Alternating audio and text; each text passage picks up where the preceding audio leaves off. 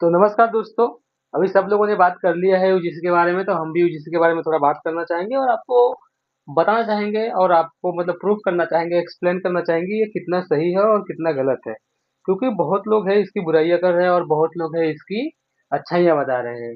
जो सवर्ण लोग हैं उनको अच्छा लग रहा है, जो शेड्यूल कास्ट है ओबीसी है उनको बहुत ही मतलब अच्छा लग रहा है और सवर्ण कास्ट को बुरा लग रहा है। वो उसका विरोध कर रहे हैं। अब वो विरोध क्यों कर रहे हैं और लोगों को अच्छा क्यों लग रहा है, इसके बारे में बात करूंगा। उससे पहले मैं आपसे बात करना चाहूंगा कि जैसा आप जानते हैं शुभंकर मिश्रा और बड़े बड़े जो भी यूट्यूबर्स हैं या जो भी न्यूज चैनल्स है उन्होंने बता दिया है कि ये कितना अच्छा है कितना बुरा है, लेकिन मैं आपको एक्सप्लेन करना चाहूंगा कि अभी तक जो है कि लोग बोल रहे थे कि जो राम को लाए हैं हम उनको लाएंगे। अब यही है शायद, जो राम को लाए हैं हम उनको भगाएंगे, ये नारा चालू होगा। फिलहाल चलिए ठीक है, इसके बारे में हम बाद में बात कर लेंगे। जी तो एक मतलब दिल की बात होती है, जिसको जो कहना होता है वो कह लेता है। लेकिन मैं आपको यहाँ पे बताना चाहूंगा एक अ, विश्व हिंदू सिख महापरिषद है, उन्होंने मतलब कि प्रधानमंत्री जी को पत्र लिखा है, उनको बताया है कि या तो आप यूजीसी का नियम जो है उसको रिवर्स लीजिए, उसको हटा दीजिए, नहीं तो मुझे इच्छा मृत्यु प्रदान कीजिए, मुझे मरने दीजिए। जैसा कि आप जानते हैं कि आपको जीने की स्वतंत्रता है लेकिन मरने की स्वतंत्रता नहीं है। हमारा कानून बताता है कि आप अपनी मर्जी से जी सकते हैं लेकिन मर नहीं सकते। आपको मरने के लिए कानून से भी परमिशन लेना होगा, तो इसलिए उन्होंने परमिशन मांगा है कि आप हमें इच्छा मृत्यु दीजिए या तो हमें हमारी ये जो यूजीसी काला कानून अप्लाई है उसको ले लीजिए। देखिए पर्सनली मेरा इंटेंशन यही है कि शायद ये नहीं होना चाहिए था। क्योंकि क्या है कि कुछ चीजें होती है जहाँ पे ये सारी चीजें इतना माहौल में नहीं होता है। लोग सही तरीके से भाईचारा बना के रह रहे होते हैं, कुछ एक दो लोगों की वजह से ये सारी चीजें बिगड़ जाती है। तो ऐसा होने से क्या है, अभी ये माहौल पूरा फैल चुका है। लोगों के मन में भेदभाव नहीं भी होंगे तो अभी बढ़ जाएंगे। और पहले क्या होता था कि कुछ लोगों के अंदर में भेदभाव थे, कुछ लोगों को मतलब पीड़ित होना पड़ता था, सहते थे बेचारे, क्या करें। तो ये एक तरफ से अच्छा भी है और बुरा भी है। अब दोनों तरफ से बोला जाए तो मतलब ये तो गलत है। इसलिए मैं इसका कहना चाहूंगा कि ये सही है। क्योंकि यहाँ पे लाखों लोगों की बात की जा रही है, यहाँ पे ओबीसी एससी एसटी जो है इनकी संख्या बहुत ज्यादा है, तो इनके लिए अगर बात की जा रही है तो यहाँ पे इनका मतलब कि वैल्यू ज्यादा है क्योंकि लोग ज्यादा है यहाँ पे। अब बात करते हैं इसके बारे में कि यूजीसी क्या है। तो मैं आपको बताना चाहूंगा कि यूजीसी देखिए, जो हमारा यूजीसी है इसका पूरा फुल नेम है यूनिवर्सिटी ग्रांट परमिशन। अब ये 2026 में जो नया रूल आया है उसको 1/2026 मानेंगे यूआईएन से। तो यहाँ पे अभी मैं आपको बताना चाहूंगा थोड़ा सा कि हम यहाँ पे देख लेते हैं ये क्या है। तो जैसा कि आप जानेंगे कि ये जो है कि यूजीसी विनियम जो है, ये तो 2026 यूआईएन स्लैश 2026 के नाम से जाना ही जाएगा।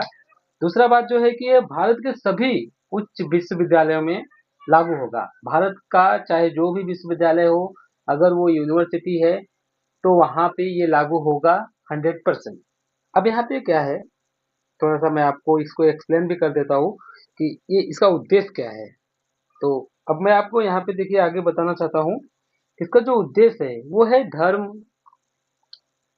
वो आप यहाँ पे देखेंगे तो धर्म, नस्ल, लिंग, जाति, ये सारे जो भेदभाव है इन सारे भेदभाव को रोकने के लिए बनाया गया है। अब देखिए धर्म क्या है, धर्म में बहुत सारे लोग आते हैं किसी के साथ। अभी आप देखेंगे यहाँ पे बहुत सारे लोग मुस्लिमों को जिहादी क्या क्या बोलते रहते हैं, आतंकवादी, उनको भगाने की बात करते रहते हैं। तो ऐसे जो धर्म का भेदभाव है उसको मिटाने के लिए ये रोका गया है। क्योंकि अब ऐसे देख रहे हैं आप, मतलब पब्लिकली लोगों को ऐसा सुनना पड़ता है, कोई किसी को कुछ भी बोलता है। तो यूनिवर्सिटीज में ऐसे तो बहुत सारे प्रॉब्लम्स होते ही होंगे। तो ठीक है इसके लिए। और नस्ल देखो क्या है, अभी ऐसा आप देखेंगे कि बहुत सारे तरीके से नस्ल का भी मैं नाम नहीं लेता होगा, बहुत ही बुरे बुरे शब्द बोले जाते हैं।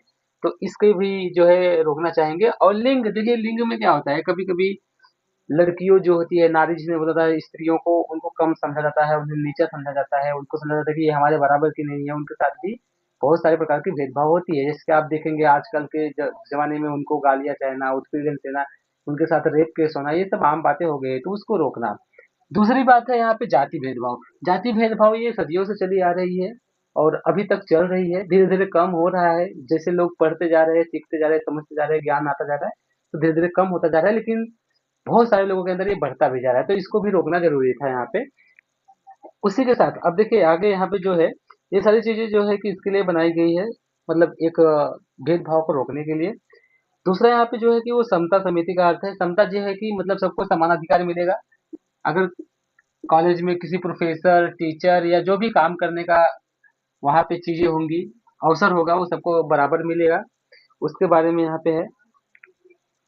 शिकायत जो है कि कोई भी शिकायत कर सकता है, अगर किसी को कोई उत्पीड़न है तो वहाँ पे कमेटी बैठाई गई है। जैसा कि लोगों ने अभी आपको बताया होगा कि ये अंधा कानून है, सवर्ण लोगों के साथ, जो भी उच्च जाति के लोग हैं उनके साथ दुर्व्यवहार होगा, उनको बहुत सारी प्रॉब्लम सहनी पड़ेंगी, लोग कुछ भी बोल देंगे, उनके ऊपर ब्लेम लगा देंगे और उनको जेल में जाना पड़ेगा। तो ऐसा कुछ नहीं है। यूजीसी ने साफ-साफ बोला है कि किसी भी यूनिवर्सिटी में कमेटी बनाई जाएगी, उस कमेटी में कम से कम 10 लोग होंगे, नहीं तो 5 लोग होंगे। इसमें सभी जातियों के लोग होंगे और वो डिपेंड करेगा कि उनकी प्रदर्शन कैसा है, वो खेल-कूद में कैसे है, पढ़ाई-लिखाई कैसा है, फिर वो सदस्य बन सकते हैं। वो चाहे सवर्ण हो, चाहे उच्च जाति को हो, चाहे निम्न जाति को हो, कोई भी उसका हिस्सा बन सकता है। और वो कमेटी डिसाइड करेगी कि कोई भी गलती किया है व्यक्ति या नहीं किया है, उसे सजा मिलनी चाहिए या नहीं मिलनी चाहिए। तो ये सारी चीजें यहाँ पे है और लोग उसको गलत तरीके से बता रहे हैं आपको। ये एक तरह से बहुत सही बात है क्योंकि यहाँ पे सबको अवसर मिलेगा, चाहे उच्च जाति को चाहे निम्न जाति को। दूसरी बात यहाँ पे देखिए, आप देखेंगे लोकपाल कर्मचारी, ये बहुत तमाम प्रकार की जो है कि आपको अवसर यहाँ पे मिलेंगे। अब देखिए इसमें कुछ समान अवसर की बात की जा रही है। समान अवसर क्या है? केंद्र इन विनिमय उद्देश्यों और प्राप्ति नागरिक समाज, स्थानीय मीडिया, पुलिस, जिला प्रशासन इस क्षेत्र में कार्यरत और गैर सरकारी संगठनों, शिक्षकों, सदस्यों, कर्मचारियों एवं अभिभावकों के साथ समन्वय स्थापित करेगा। इसी के साथ यहाँ पे आप देखेंगे कि समता समिति का गठन के बारे में हम आपको जरूर बताना चाहेंगे क्योंकि ये सबसे इम्पोर्टेंट है। यहाँ पे आप देखेंगे संस्थान प्रमुख पदेन अध्यक्ष होंगे, ठीक है। उच्च शिक्षा संस्थान के 3 प्रोफेसर वरिष्ठ संकाय सदस्य के रूप में होंगे। उसके बाद यहाँ पे व्यवसायिक अनुभव रखने वाले नागरिक समाज के 2 प्रतिनिधि सदस्य के रूप में होंगे। उसके साथ 2 छात्र प्रतिनिधि जिनका नामांकन शैक्षणिक योग्यता, खेलों एवं उत्कृष्टता सह पाठ्यक्रम गतिविधियों में प्रदर्शन के आधार पर किया जाएगा।